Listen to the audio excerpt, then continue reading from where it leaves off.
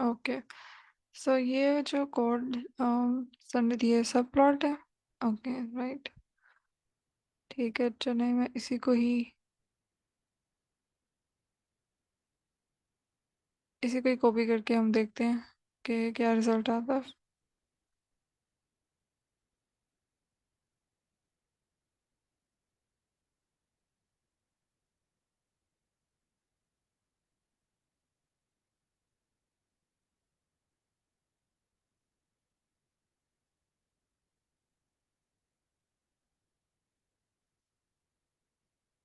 Alright, हम लोगों ने यहाँ तक काउंटर्स ड्रॉ किए थे and I just told you कि मल्टीपल जो काउंटर्स हैं वो इकट्ठे हमें सब प्लॉट के फॉर्म में शो हों। चलो ये सर जासिम का कोड पहले लगाते हैं। आई होप के वेरिएबल्स सेम मैम होंगे। मैम बेसिकली वो जो आपने शेयर किया था ना कोलैब, तो यस। उसमें डेटा नहीं था, तो फिर ये मैंने मतलब डमी डाटा पे किया है। Okay okay okay. Right.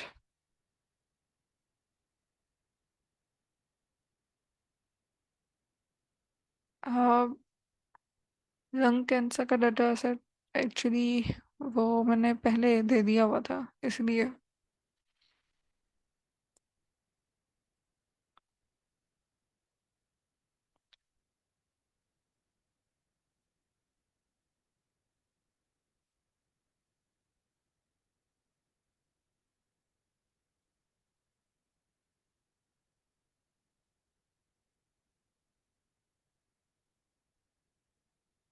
Last time any how इसको देख लेते हैं।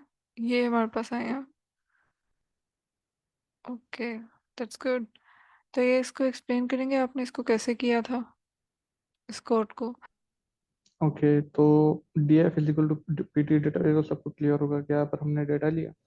अब हमें चाहिए कॉलम्स, ताकि जैसे ग्रिड बनाने के लिए अच्छा, एक तो ग्रिड के कॉलम्स हो गए ना, कॉलम्स एंड रोज। अब रोज तो हम डिफाइन नहीं कर सकते, वो तो डिपेंडेंट है जितना हमारे पास डाटा है, मतलब जितने हमारे पास थोड़ी सी अ, एडजस्टमेंट अगर हो जाती चले। हाँ। तो अब इसमें क्या होगा कि हमने ग्रिड डिसाइड किया, सपोज हमने यहाँ पर डिसाइड किया कि यहाँ पर हमने 3 कॉलम्स लेने हैं। तो वहां पर फिर हम डेटा फ्रेम डॉट कॉलम्स करके डेटा फ्रेम के जो कॉलम्स है वो ले लिए, जितने भी बनते हैं, उसको फिर हमने 3 पे डिवाइड किया। तो फिर जितने, फिर उससे हमें क्या है, रोज आए।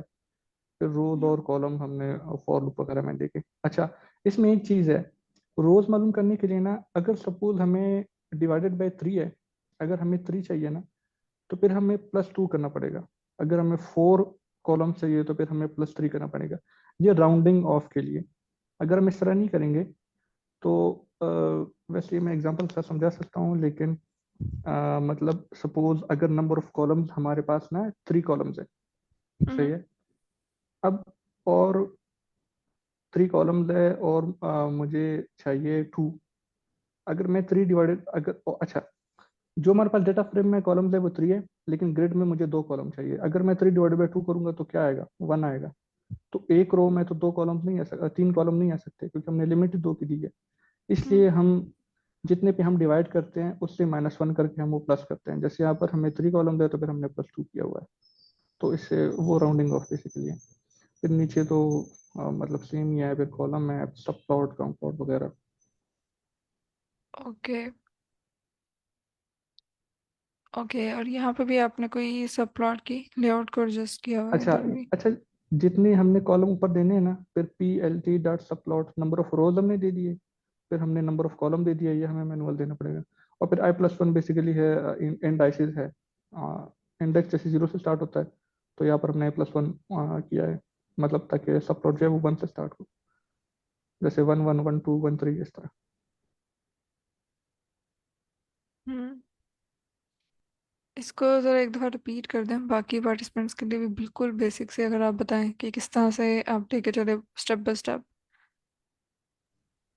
अच्छा, तो पहले तो हमने ना यहाँ पर डेटा लिया, सही है। अब ये वाला जो है ना, ये देख रहे हो df डॉट कॉलम है, सही है। इसका मतलब है कि हमारे डेटा फ्रेम में कुछ कॉलम्स है, जो कि हमारे डेटा का है, जैसे येलो फिंगर वगैरह जो भी है। तो उसको हमने लेंथ ले लिया, सपोज हमारे पास कोई लेंथ यहाँ पर आ गया, ये कुछ भी हो सकता है। अब अब ये वाला जो है ना, ये ग्रिड के लिए है कि ग्रिड में हमारे पास कितने रोज होंगे, और कितने रोज होंगे ये कुछ भी हो सकता है, डिपेंडेड अपॉन हमारे डेटा फ्रेम के जो कॉलम्स है उसके मुताबिक। तो रोज तो हमारे पास डायनामिक है, लेकिन जो चीज हम कर सकते हैं वो ये कर सकते हैं कि जो ग्रिड जो है वो हमारे पास कितने का बनेगा। तो यहाँ पर मैंने डिसाइड किया है कि ग्रिड में हमारे पास 3 कॉलम्स होंगे। सही है। अब 3 कॉलम होंगे तो इसका मतलब है कि नंबर ऑफ रोज जो है उसमें जो नंबर ऑफ कॉलम्स है, जैसे ये है, ये ये डिवाइडेड बाय 3 करेंगे। अब जैसे ये 4 है, 4 डिवाइडेड बाय 3 करो तो क्या आता है, तो हमारे पास एक रो आती है। सही है। लेकिन हमने क्या कहा है कि हमारे पास ये जो कॉलम्स है ये 3 है। अब यहाँ पर एक आ गया, यहाँ पर दूसरा आ गया, यहाँ पर तीसरा आ गया, अब ये हमारे पास रो कितने आई है, एक आया है। तो अब चौथा किधर जाएगा। चौथे के लिए हमने क्या किया है, ये +2 किया है। अच्छा, ये जो है डिजिट, ये फाइंड करने के लिए, जैसे ये 3 है तो 3 - 1 करो, क्या आता है, 2 आता है। अब नंबर ऑफ कॉलम्स हमारे पास कितने हैं, 4 है। 4 + 2 क्या हो गया, 6 हो गया। 6/3 क्या हो गया, = 2 आ गया। तो अब हमारे पास एक और रो भी आ गई। अब ये चौथी जो है वो इधर पे आ सकता है। तो आई थिंक अभी क्लियर होगा। बाकी ये मैंने डिबगिंग के लिए गया था, ये उसका एसएनएस का अपना है। और यहाँ पर ये भी इसका अपना है, फिगर साइज वगैरह, नंबर ऑफ रोज। और ये अब फॉर लूप है। फॉर लूप है बेसिकली, मतलब वही सेम कोड है, सब प्लॉट है। यहाँ पर मैंने नंबर ऑफ रोज दिए है, यहाँ पर मैंने मुझे जितने कॉलम चाहिए ग्रिड में। सही है। और ये इंडाइसिस है। इंडाइसिस मतलब जैसे आपको पता है इंडेक्स जो है 0 1 2 इस तरह होता है। तो i+1 ताकि 1 हो, क्योंकि जैसे ये 1 1 है, ये 1 2 है, ये 1 3, मतलब ये तो अब क्लियर होगा मैट्रिक्स में। और फिर ये काउंट प्लॉट डेटा हमने दिया है, फिर एक्स कॉलम, फिर टाइटल वगैरह। आई थिंक क्लियर होगा। यस, ओके, ठीक। बाकी सबको क्लियर है, कोई क्वेश्चन तो नहीं है किसी का? जी, क्लियर है सबको।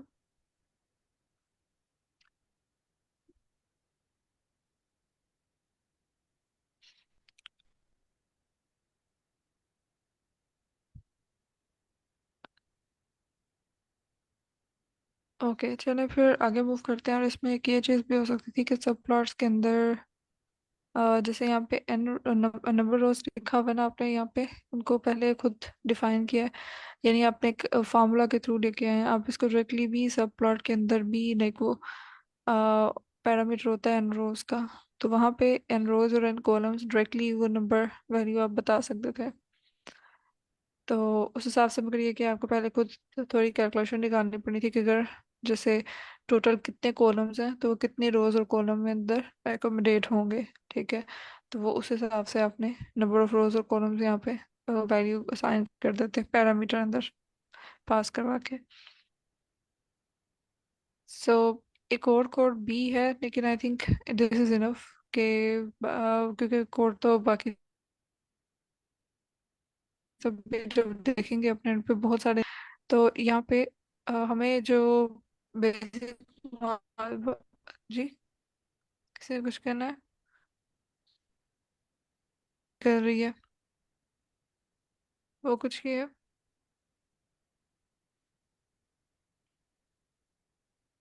स्मोकिंग में जो हमने देखा था कि यस वाले जो स्मोकर्स हैं वो ज़्यादा ही हैं और मेल्स ज़्यादा हैं। ठीक। और येलो फिंगर्स में भी अगर देखें तो ये जो येलो फिंगर्स वाले लोग हैं हमारे डाटा सेट में वो ज़्यादा हैं रिलेटिवली एज कम्पेयर टू दोस्त जिनके पास येलो फिंगर्स, लाइक उनके सिम्टम नहीं शो हो रहा। एनजाइटी इक्वल है, लाइक जितने लोग कहते हैं कि एनजाइटी होती है और जितने लोग कहते हैं कि नहीं है स्ट्रेस, तो वो दोनों इक्वल है ऑलमोस्ट। पीयर प्रेशर में भी कोई इतना खास डिफरेंस नहीं है, यस और नो के दोनों रिस्पॉन्सेज में सर्वे के अंदर। इसके अलावा क्रोनिक डिजीज में भी लाइक देखा जाए तो ये आपस में क्वाइट सिमिलर है। फटीक का बहुत ज़्यादा डिफरेंस आया है, राइट। कि जो लंग कैंसर वाले लोग हैं, ठीक है, वो ये कह रहे हैं कि फटीग, लाइक इसमें वैसे लंग कैंसर का भी ह्यू नहीं डाला हुआ, हमें नहीं पता कि इनमें से कितने लंग कैंसर वाले हैं या नहीं है। लेकिन हमें ये पता चला है कि हमारे डाटा सेट के अंदर काफ़ी ज़्यादा लोग हैं जो कि फटीग को रिपोर्ट कर रहे हैं या फिर एलर्जी को रिपोर्ट कर रहे हैं। इसी तरह से विजिंग का भी एक सिग्निफिकेंट पोर्शन है जो कि विजिंग को और अल्कोहल कंजप्शन को शो कर रहा है। और इसके अलावा कफिंग का साइन भी है उसमें।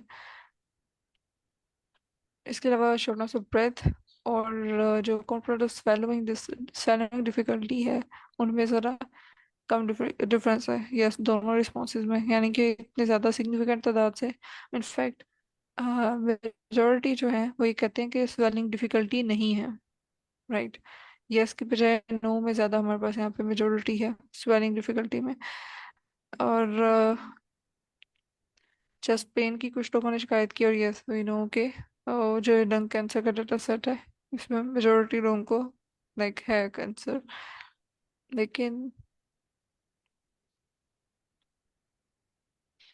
एनी हाउ, चले अब इसको देखते हैं मजीद, इसके अंदर से इंसाइट्स क्या निकल सकती हैं। अभी तक तो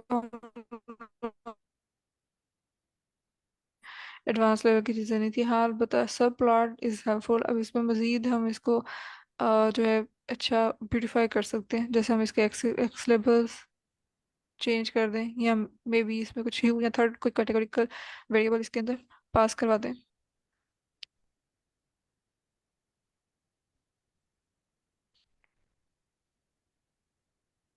तो इसमें हमें पता चल रहा है ओवरऑल, अगर मैं इसके क्रक्स निकालूं तो हमारे जो डाटा सेट में पीयर प्रेशर एंड एंग्जाइटी, इसके अलावा जो स्वेलिंग डिफिकल्टी, इस तरह का कोई इशू नहीं है हमारे सर्वे के जो पार्टिसिपेंट्स हैं में ज़्यादा, मतलब सिग्निफिकेंट अमाउंट से नहीं है डिफरेंस।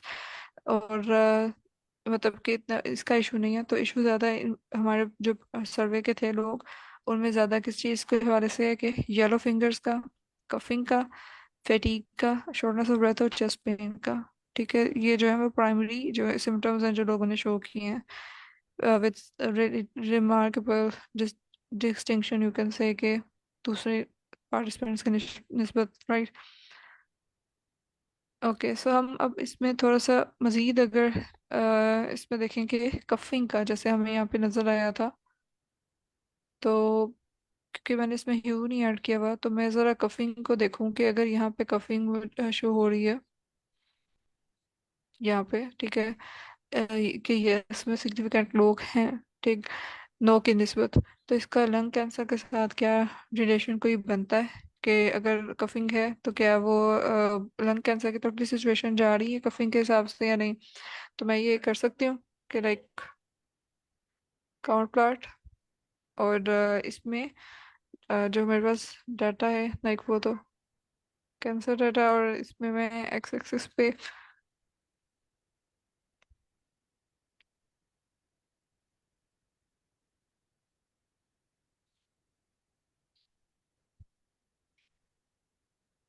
कफिंग को लूंगी। ओके, सो ये कैप्स लॉक में है।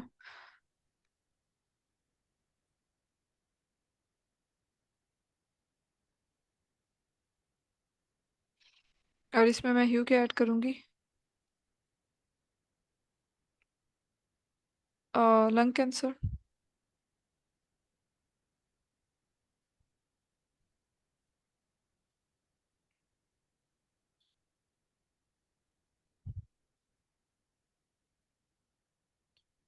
ओके,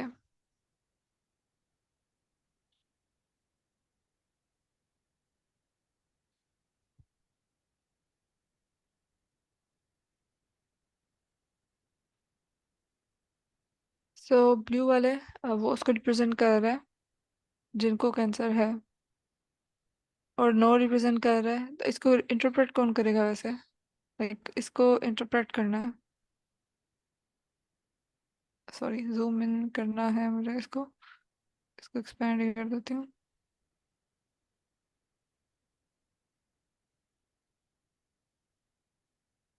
जी, इसको कौन इंटरप्रेट करेगा?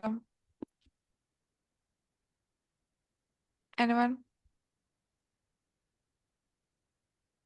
ये मैम इसमें वो मैं यही बता रहे हैं जिस हमारे पास जिनको खांसी ज्यादा है, कफिंग ज्यादा, और जिनको कफिंग है तो उनमें लंग कैंसर ज्यादा है। हम्म। यस, बिकॉज ये जो नीचे एक्स एक्सिस में यस और नो शो हो रहा है, ये बेसिकली इस चीज़ का है कि कफिंग है या नहीं है, राइट? तो जिनको कफिंग का सिम्टम था उनमें लंग कैंसर, यस और नो, ये दो बार से शो हो रहा है। ठीक। तो लंग कैंसर ब्लू वाला जो यस से शो हो रहा है, राइट, इसमें हम देख सकते हैं कि काफ़ी ज़्यादा ये वाला ब्लू यानी ये लंग कैंसर है इनमें। ये वाली बार बहुत ज़्यादा है, राइट, और इससे यानी ये 160 प्लस है और यहाँ पे ये 100 तक है सिर्फ।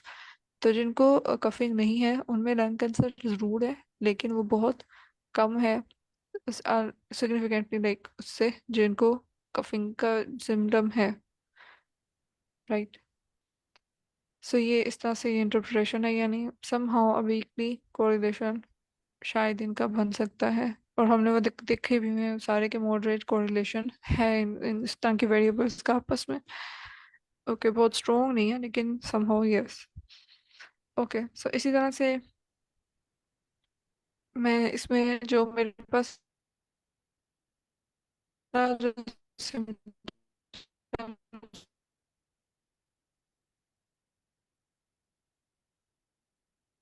में, तो वो था shortness of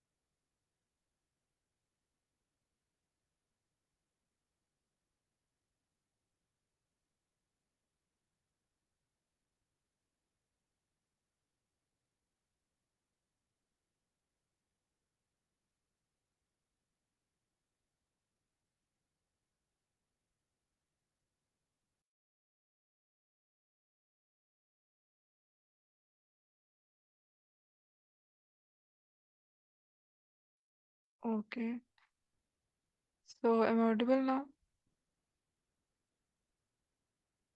जी, मेरी आवाज़ आ रही है? ये स्क्रीन मैम आ शेयर हो रही है। रही है? Okay okay. सो लाइव स्ट्रीम पे भी है ना ये? बंद तो नहीं हुआ?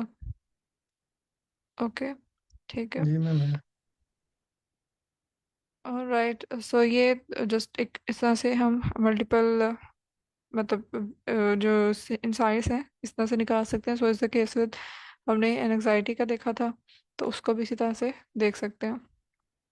तो उसमें भी कंपेरेबल ही डिफरेंस आएगा मोस्ट प्रोबेबली। तो आई होप कि लाइक वो आप अपने एंड पे करके देखेंगे और इसमें से फिर आपने प्रॉपर रिपोर्ट बना के इन सब के इंसाइट्स की तो कंक्लूजन भी एंड पे लिखना है। You know it, right? कि आपने प्रॉपर जब रिपोर्ट बनानी है उसमें सारे जो स्टेप्स हैं वो किस तरह से होंगे, उसमें आप सारा स्टेप वाइज बताएंगे कि आपने किस तरह से रबड़ी रिपोर्ट की डिस्क्रिप्टिव स्टाफ्स को देखा। अच्छा, और यहाँ पे जब कल भी मैं पूछ रही थी तो उसमें यहाँ पे एज के कॉलम में मैंने पूछा था कि ये नॉमिनल है या ऑर्डिनल है।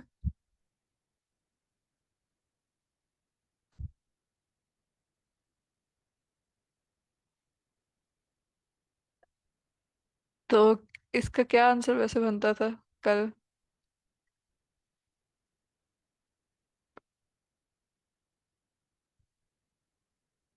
जी, एनीवन अनम्यूट योरसेल्फ।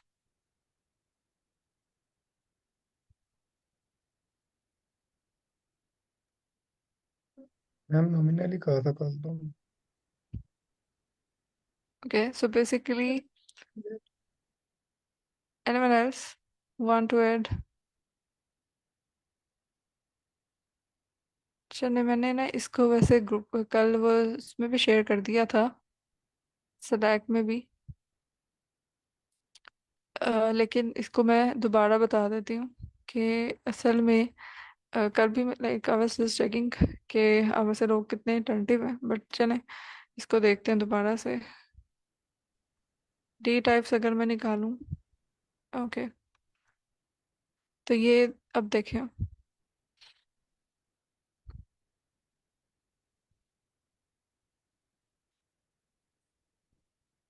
इंटीजर का जो कॉलम है वो, लाइक एज का जो कॉलम है वो तो इंटीजर है, यानी वो न्यूमेरिकल है, वो कैटेगोरिकल नहीं है, राइट। तो जब वो कोई कैटेगोरिकल है ही नहीं तो उसमें नॉमिनल या ऑर्डिनल मैं कैसे देखूंगी, राइट, वो तो न्यूमेरिकल डेटा है।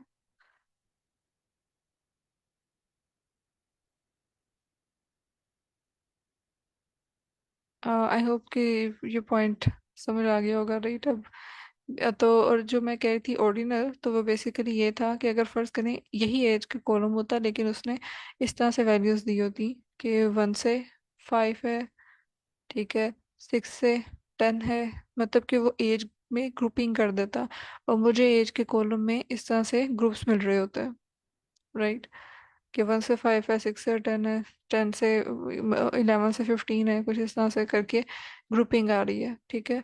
अब उसने जो मुझे यहाँ पे वैल्यूज कॉलम में दी होंगी ना, इन दैट केस वो क्या है, ये कैटेगरीज है।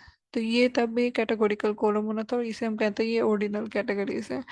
लेकिन इस केस में कोई कैटेगरी नहीं है, ये एक इंटीजर कॉलम है, राइट, ये एक न्यूमेरिकल कॉलम है।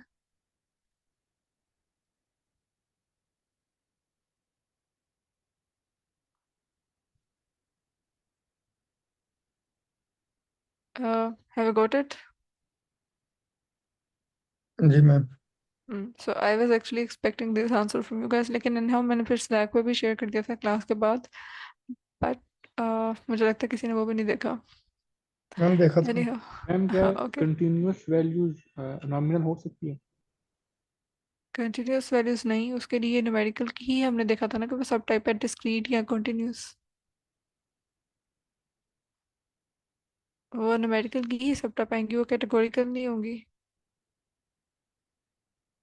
until unless in that given condition हो सकता है कि वो, जैसे एज का ही हमने देखा कि अगर कैटेगरीज की फॉर्म में आ रहा है डाटा, यानी कि उसने रेंज दे दी है, यानी यहाँ पे सिक्सटी ओके नाइन की मैम, बजाय एक सिक्स। क्वेश्चन है यस। कि यस। क्या नॉमिनल के लिए कैटेगोरिकल होना लाजमी है? आई बिलीव यस, बिकॉज इसमें कैटेगरीज कैटेगरीज की ही सब टाइप है ना ये। सो अगर इसमें कुछ और देख सकते हैं हम। मैम मैंने कल पढ़ा था कि जैसे ऑर्डिनल को पहचानना तो ये है कि उसमें रैंक है। तो यस। नॉमिनल के लिए मैंने पढ़ा, उन्होंने एक इजी वे बताया था कि आप उसको ये समझ लें कि ये उस डेटा का लेबल है। जैसे ये उसको डिफाइन कर रहा है। अब जैसे एज है 69 है, ये जो जीरो है वो उसको डिफाइन कर रहा है, मतलब जो जीरो वाला जो डेटा है, मतलब अब जैसे लंग प्रेशर है वो यस है, सही है। तो यस वो उसको डिफाइन कर रहा है, लाइक ये उसका लेबल है। तो नॉमिनल आपको आप इस तरह भी समझा कि अगर एक डेटा उस चीज को डिफाइन कर रहा है, उसमें रैंक नहीं है, कुछ भी नहीं है, क्योंकि अब यस है तो यस है, इसमें रैंक तो नहीं है कि मतलब यस 1.1 यस 1.2, नहीं इस तरह तो नहीं है, मतलब यस है। इस तरह 69 है तो है, लाइक ये उसका लेबल है, ये उस चीज को डिफाइन कर रहा है। तो ये भी एक डिफिनेशन हो सकती है समझने के लिए। यस, अच्छा, basically nominal is the categorical data, right. लेकिन उसमें कोई यस ऑर्डर और रैंक नहीं है। Yes okay. और एक और एग्जांपल मुझे दी कि जैसे ये नॉमिनल है ना, तो ये नेम से ही निकला है, जो वर्ड है। और जैसे हम यस। कहते हैं ना cat, dog, blue, yellow, red. अब ये जो है ना, अब जैसे रेड येलो ब्लू, अब इसमें रैंक नहीं है तो ये ऑर्डिनल तो नहीं हो सकती, तो ये क्या हो सकती है, ये नॉमिनल हो सकती है, क्योंकि ये आप समझ ले कि ये इसका ये नेम है, ये इसको ये लेबल कर रहा है, इसको ये डिफाइन कर रहा है, डिस्क्राइब कर रहा है। इस तरीके से भी ओके। हम समझ सकते हैं। Yes. Yes, I think that's also good addition. Thank you.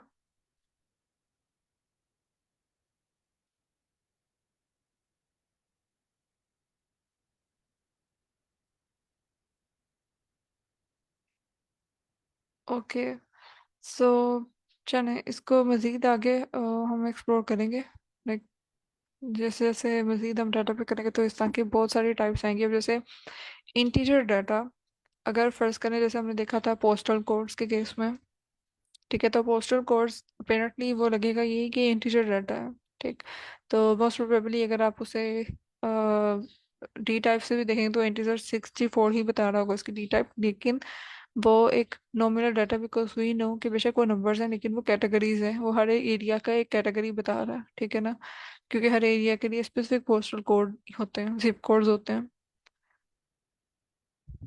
ठीक, तो वो most probably encoded categorical variable होगा।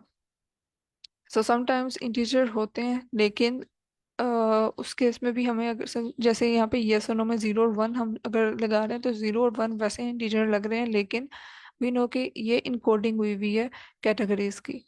सो उस सेंस में हम उनको कैटेगोरिकल डाटा के तौर पे हैंडल कर सकते हैं। So anyhow we can dig deeper into this discussion, लेकिन चले आगे मूव करते हैं अब।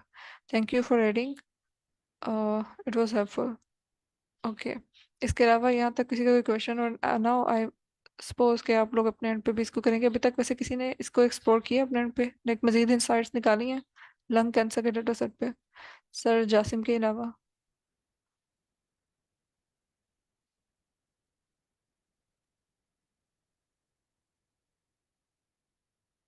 यस, हैंड रेज करें जिन्होंने अभी तक काम किया है इसके ऊपर, इस डाटा सेट पे।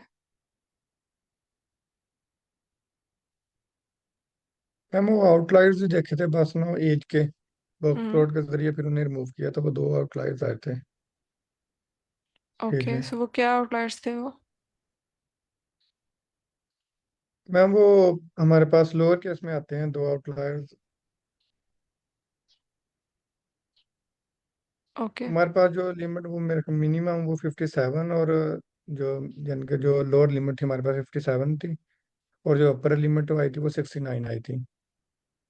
हम्म, तो जो आउटलायर थे वो एक तो 20 के तक करीब था ऑलमोस्ट, और एक जो आउटलायर आया था वो 39 था, 37 या 39 इस तरह आई थी एज।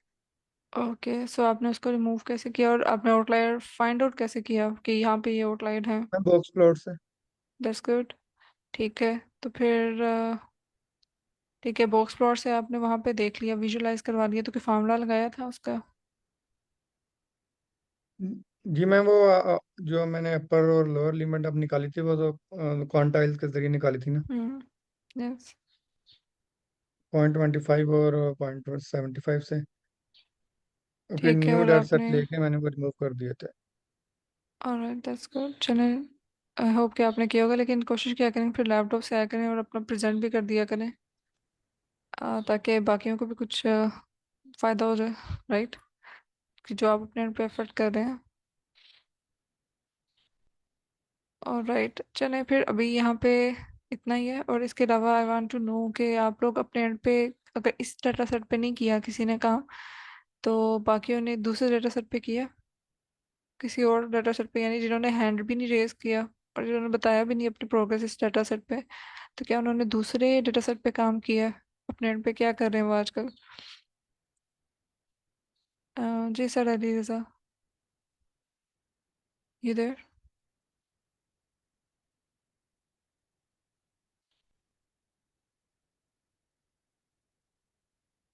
मेरी आवाज़ आ रही है आपको? जी मैम आवाज़ आ रही। ओके, सो हमारे पास मैम महानूर, मैम आपसे भी यही सेम क्वेश्चन है मेरा कि मैम मैं डाटा कैंप पे कर रही हूँ।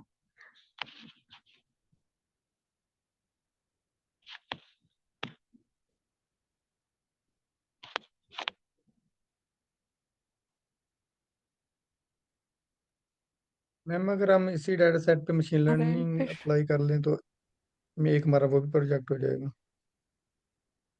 1 second, can you repeat that, क्योंकि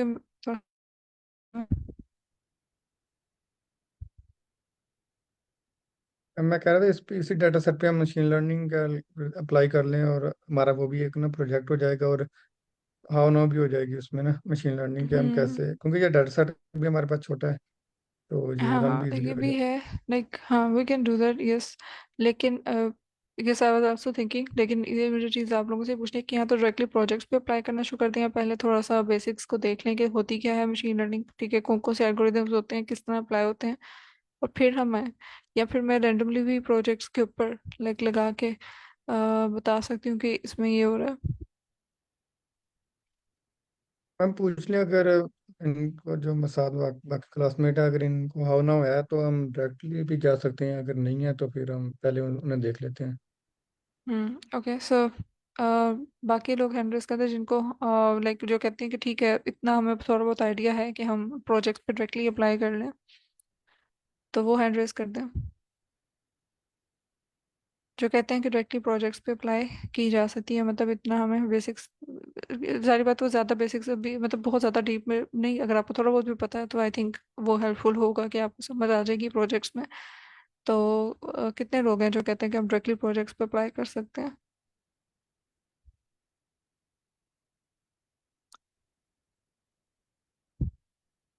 ओके, सो सिर्फ एक दो पार्टिसिपेंट्स हैं हमारे पास, ठीक है, दो हो गए, तीन हो गए हमारे पास, राइट।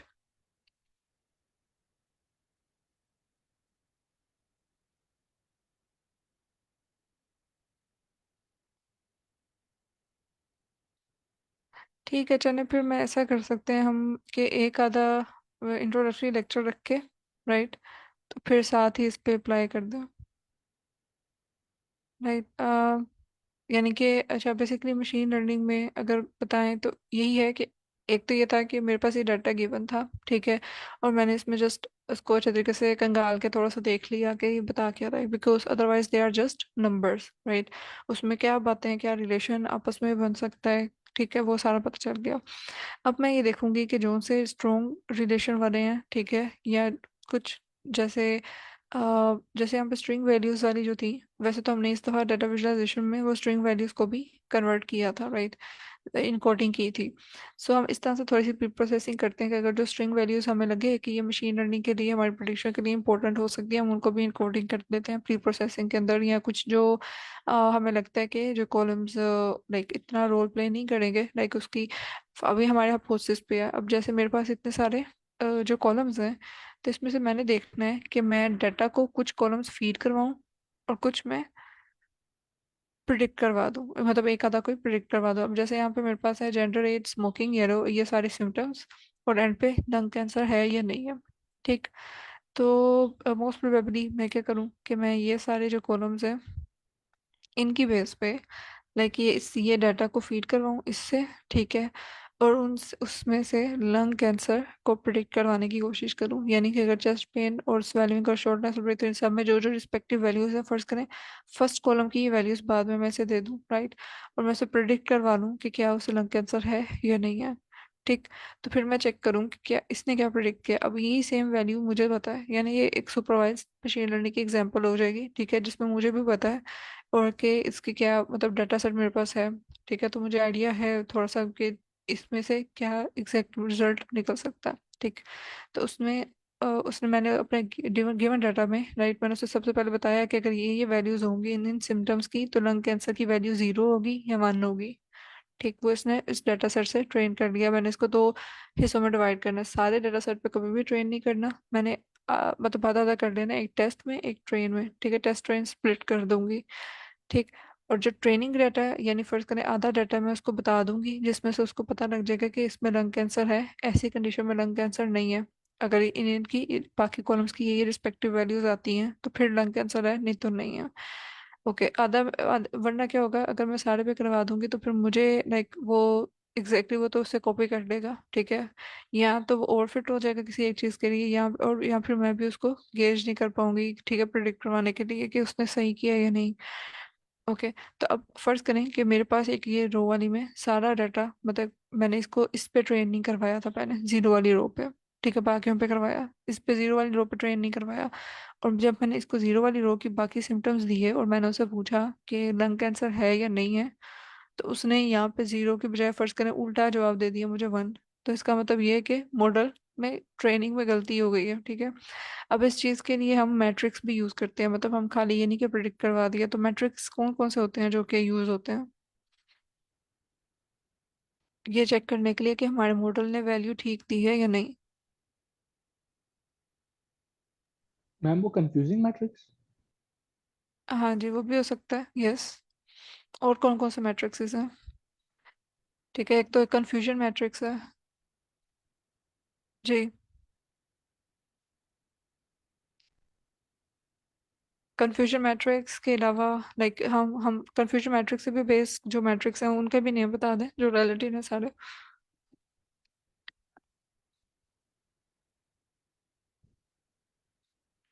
जी, एनीवन? नहीं, जस्ट मैं ये आइडिया लेना चाह रही हूँ कि अगर जिनको आता भी है तो उसे उन्हें कितने लेवल तक की चीज़ें पता है। ठीक है, और जिनको नहीं आता या जिन्होंने हैंड रेज नहीं किया था, don't worry about it, because हमने सबको लेके चलना है साथ। ओके।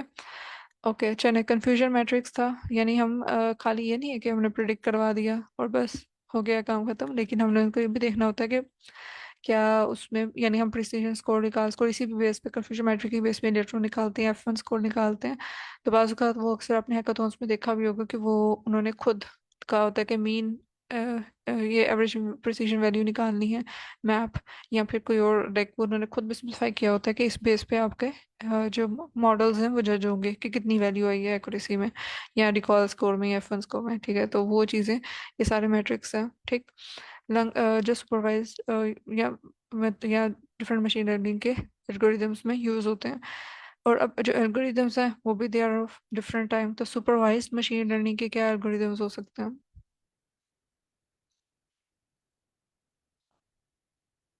जी।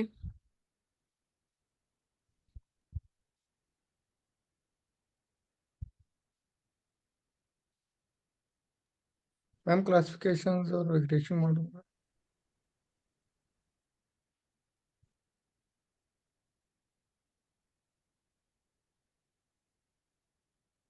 ओके, और मतलब कोई आइडिया मजीद देना वाली और कुछ चने रैंडमली बता दें कि जोन से आपके माइंड में आ रहे हैं कि ये एल्गोरिदम्स मशीन लर्निंग के होते हैं। जैसे, हाँ जी, जैसे सर ने बताया कि क्लासिफिकेशन का, या मैं इसमें लाइक ऐड कर सकते हैं कि क्लासिफिकेशन और रिग्रेशन तो यूज़ केस है ही है, लेकिन एल्गोरिदम्स कौन कौन से हैं? जैसे लीनियर रिग्रेशन का यूज़ होता है, इसी तरह से क्लासिफिकेशन हो तो लॉजिस्टिक रिग्रेशन का यूज़ हो जाता है, या फिर डिसीजन ट्रीज हैं, या रैंडम फॉरेस्ट है, या फिर के मीन क्लस्टरिंग वगैरह। जी जी KNN नेव वगैरह के। बाय भी है। जी, नियर बाइस है, that's good. So you know some of them, right? इसी तरह से कुछ ग्रेडियंट बूस्टिंग के बेस पे भी होते हैं। बूस्ट एक लाइक एक हम देखते हैं कि बूट स्ट्रैपिंग पे बेस्ड है, कुछ बूस्टिंग पे बेस्ड है, राइट? ये सारे जो हैं वो एल्गोरिदम्स हैं, ठीक है, जो कि जनरली यूज हो रहे होते हैं। ठीक है, तो बाज़ अवत क्या करते हैं कि वो सबको ही अप्लाई करके देख रहे होते हैं। तो एनी हाउ हम इन सब चीज़ों को देखते हैं डिटेल में कि किस तरह से लेके चलना है। ओके, तो फिलहाल के लिए यहाँ तक क्लियर हैं चीज़ें, ठीक। वैसे मैंने आगे के लिए EDA का रखा हुआ था, फिर हम ये करते हैं क्योंकि हमारी हाँ 50% भी, 50 भी नहीं है जो, 50% पार्टिसिपेंट्स भी नहीं है जो कह रहे हैं कि बेसिक्स आती हैं, लाइक 3 हैंड रेस थे।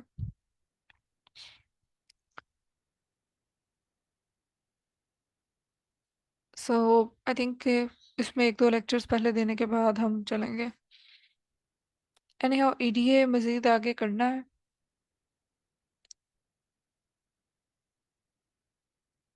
या इसको यहीं पे रख के मज़ीद आगे किसी और टॉपिक पे मूव करते हैं?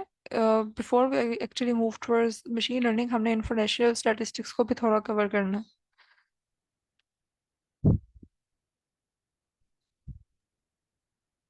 मैम एक और कर लेते हैं हम इस पे ना ईडीए पे, और इसके बाद थोड़ा सा बड़ा उठा लेते हैं मैम। ये हमारे पास छोटे डाटा सेट्स थे, बड़े डाटा हम्म, सेट्स पे अप्लाई करते हैं। ठीक है, ऑल राइट, श्योर, ओके। तो let me just open another one. हमारे पास एक नेटफ्लिक्स का है, उसको देख लेते हैं। ओके, सो ये स्क्रीन शो हो रही है? जी मैम। हम्म। तो ये मैंने ऑनलाइन ही लिया था, राइट। इस ये वाली जो ईटी है, तो इसको देखते हैं। अच्छा, इसमें जो दूसरी लाइब्रेरीज हैं अभी इस पे मैं नहीं जाऊंगी, लाइक वर्ड क्राउड। इसका आइडिया तो होगा कि वर्ड क्राउड वगैरह बना लेते हैं, लाइक जो इसमें अगर फर्स्ट करें स्ट्रिंग डाटा ही है हमारे पास, अब वो स्ट्रिंग डाटा को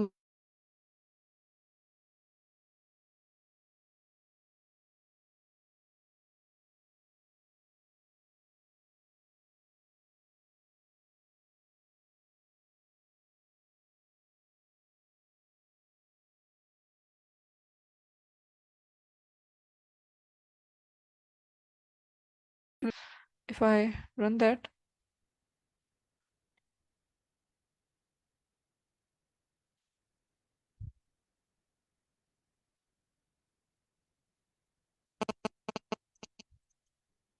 हम्म, तो ये हमारे पास तकरीबन, अगर मैं df डॉट शेव करूँ,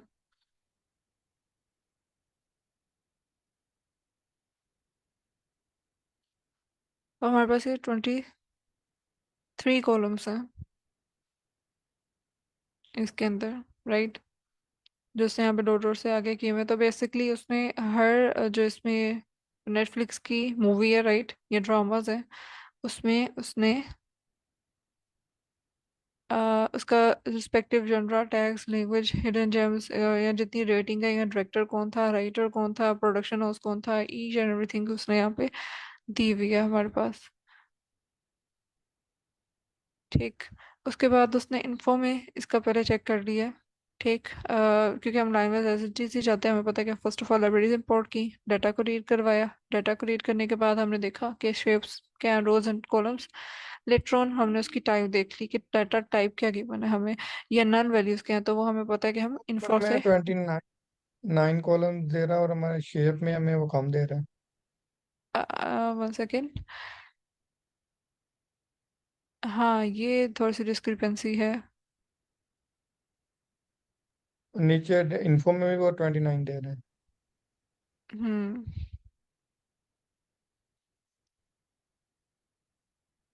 आई थिंक मुझे ये लगता है कि आगे कहीं और डाटा फ्रेम होगा जो इसने रीड तो नहीं कर लिया कहीं, बट फिर नीचे भी चेंज होता।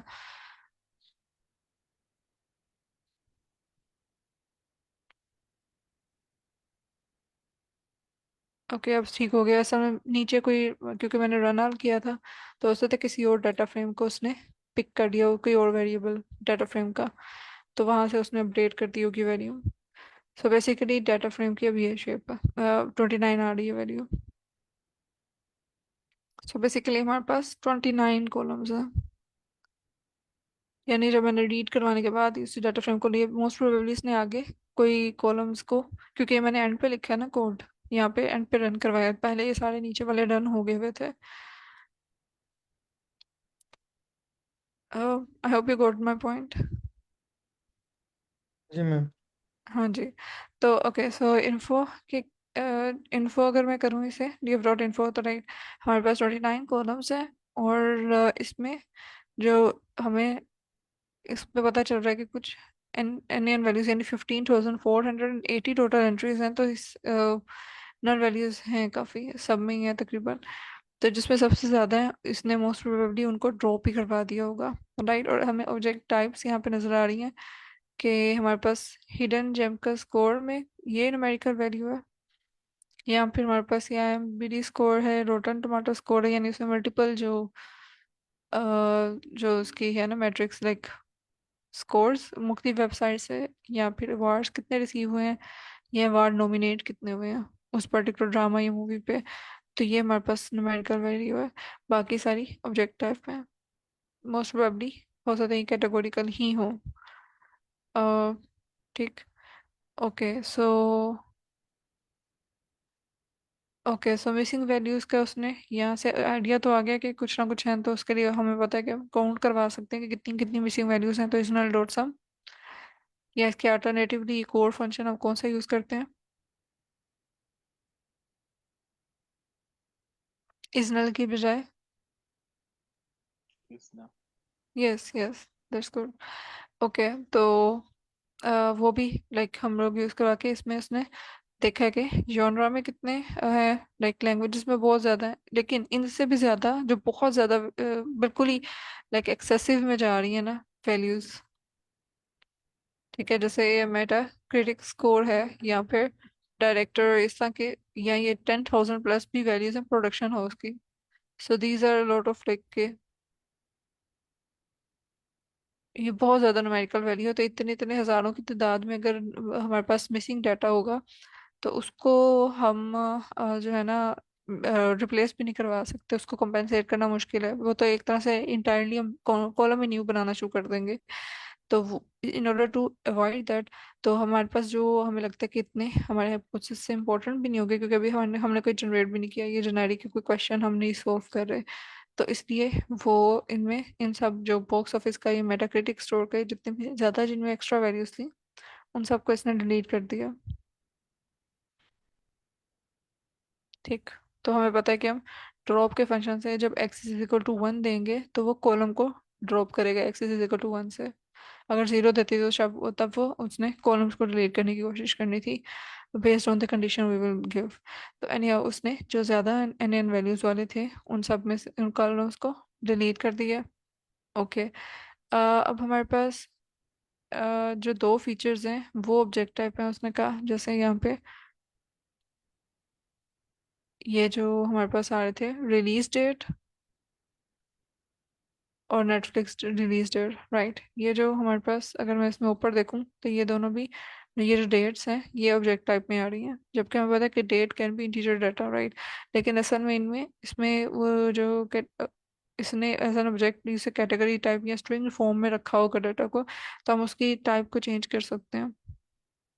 और ये सिंपल है, लाइक हम simply to to date time करेंगे ना जब पांडास के थ्रू, तो उसके कॉलम को ऑटोमेटिकली डेट में कन्वर्ट कर देगा, राइट, इंटीजर फॉर्म में। Got that point, right. यानी हमारे पास यहाँ पे अगर मैं देखूँ, अच्छा यहाँ पे शो नहीं हो रही, लेकिन चलें इसमें बाद में ना, राइट, रिलीज डेट के हिसाब से।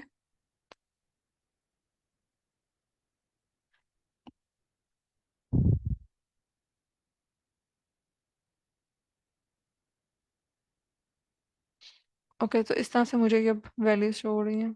तो अब वो उसने डेट टाइप, उसका जो डाटा टाइप है वो भी चेंज हो गया। अब उसका डाटा टाइप क्या बन गया कि डेट और टाइम वाला कॉलम है ये 64, right.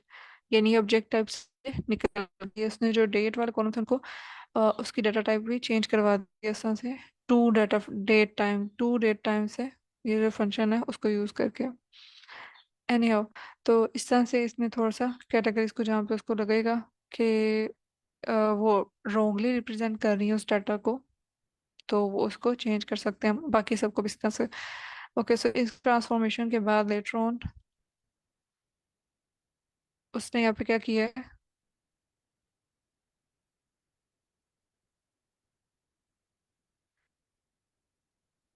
Okay, so based on various year उसने इसमें प्लॉट किया, लेकिन इसको मैं चेक करते हैं हम कि क्या वैल्यू उसमें दे रहा है।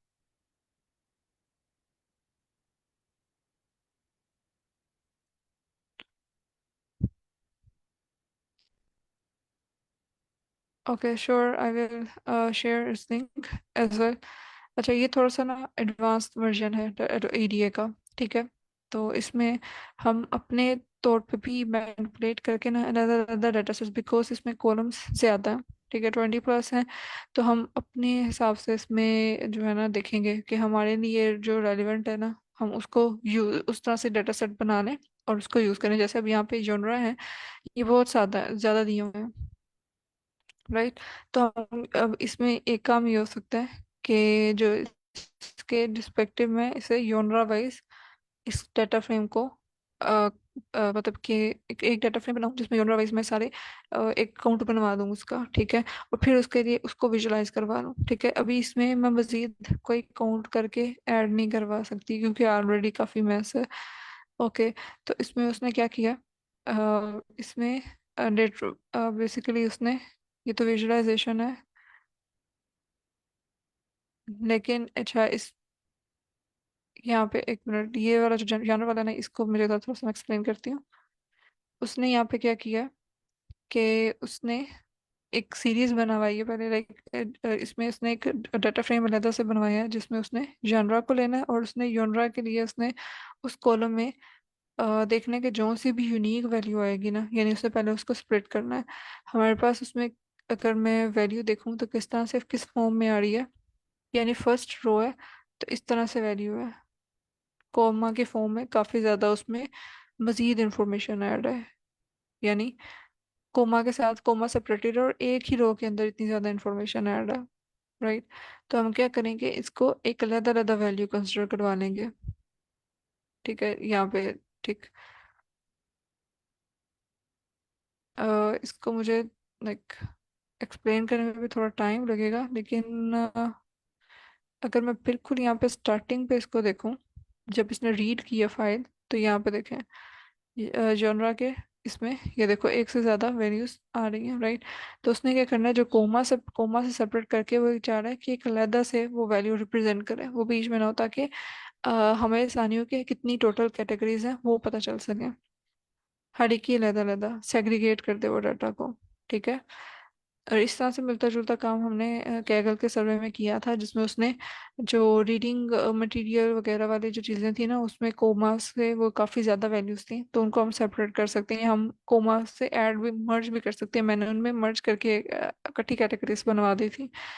अच्छा, तो इसमें आ, अब उसने क्या किया, अलग अलग किया, ठीक है, स्प्लिट करवाया है, जहाँ जहाँ कोम है वहाँ वहाँ पे एक अलग से हो रहा है, ठीक है। और एक उसने एक एम्प्टी लिस्ट जनरेट करवा के हर जो जॉनरा की वैल्यू है, यूनिक वैल्यू, उसका एक अलग से लिस्ट बनवाई है, ठीक है, एक कॉलम में अलग से यूनिक वैल्यूज और दूसरे कॉलम में उनका काउंट, कुछ इस तरह से। यानी मैं ये कर रही हूँ कि उसने अब ये देखें कोमास के साथ डिफरेंट नहीं है, लाइक जो उनसे यूनिक आ रही थी उसने उसको मोस्ट प्रोबेबली बस एक आधी में कुछ ये मुझे लगता है रिपीट हुई है, बाकी उसने तकरीबन अलग अलग यूनिक जो वैल्यूज है उनका काउंट रिस्पेक्टिवली बताया, ठीक। अब इसमें से जो लाइक हमारे लिए विजुलाइज करना आसान हो जाएगा कि एग्जैक्टली कौन से वाला जो कैटेगरी है वो ज़्यादा फेमस है। तो यहाँ पे हमारे पास जो ड्रामा और एनिमेशन की जो कैटेगरी है, जो जॉनरा है, वो ज़्यादा फेमस है as compare to others, right, क्योंकि इसका कॉन्ट्रास्ट ज़्यादा है। तो अगर मैं एज इट इज़ रखती, यानी अगर मैं पहले इस तरह यही सेम कोड अगर मैं अपने ओरिजिनल डाटा सेट पे लगाऊंगी, तो मुझे कभी भी इनसाइट नहीं मिलेगी, क्योंकि वहाँ पे डाटा सेग्रीगेट नहीं हुआ, ठीक है, वहाँ पे सारी इकट्ठी वैल्यूज आ रही हैं। I hope that make point, right. अगर मैं यहाँ पे करती हूँ,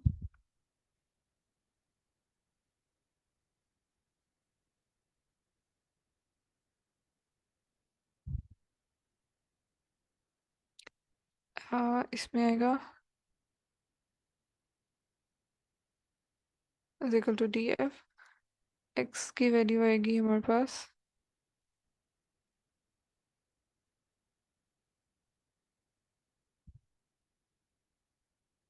और वाई में हम ले लेंगे उसमें,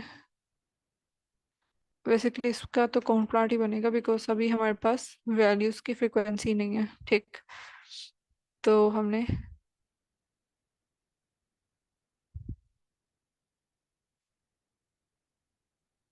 ओके ओके,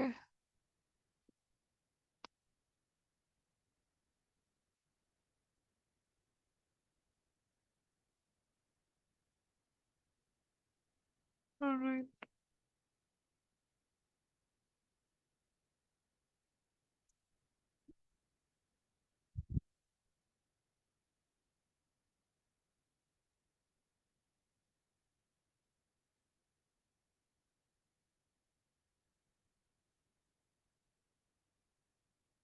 ओके, सो हमारे डाटा में इस वक्त कितनी रोज हैं, 15,000 रोज हैं। तो ये वरना अगर प्री प्रोसेसिंग नहीं हुई हुई, तो क्योंकि बहुत ज़्यादा डाटा है, ठीक है, फिर काफ़ी लंबी लंबी वैल्यूज़ हमारे पास यहाँ पे एक्सेसेस में आएंगी, जिसमें इकट्ठी कैटेगरीज को भी सेग्रीगेट करवाया हुआ है, तो हमें एक यूज़फुल इंसाइट देंगी नहीं। तो यानी इस ये जो डाटा सेट है ना हमारे पास, इसमें प्री प्रोसेसिंग की हर हर टाइम पे हमें बहुत सारे डिफरेंट छोटे छोटे और मज़ीद डाटा फ्रेम्स बनाने पड़ेंगे। So that was my point, right, कि क्यों उसने इसमें प्री प्रोसेसिंग की है। तो इस तरह के कॉलम से अगर ठीक है एक्स लेबल्स को मैं भी नहीं प्री प्रोसेस किया तो इस तरह के बार से हमें मुझे कोई इंसाइट नहीं मिलनी कि एग्जैक्टली एक्सक्यूज कौन मी सा मैम, ज़्यादा पॉपुलर है। बट यस टाइम गया है। Yes yes yes sorry. चलो ठीक है, अब इसको मज़ीद हम कल करेंगे। ठीक, तो मैं डाटा सेट आप लोगों के साथ शेयर करूंगी ताकि आप अपने एंड पे भी इसको एक्सप्लोर करके ना आए, तो इजी हो जाएगा हमारे सबके लिए इसको क्लास में कवर करना इंशाल्लाह। Alright then, I will call it a day. अल्लाह हाफिज़। अल्लाह हाफिज।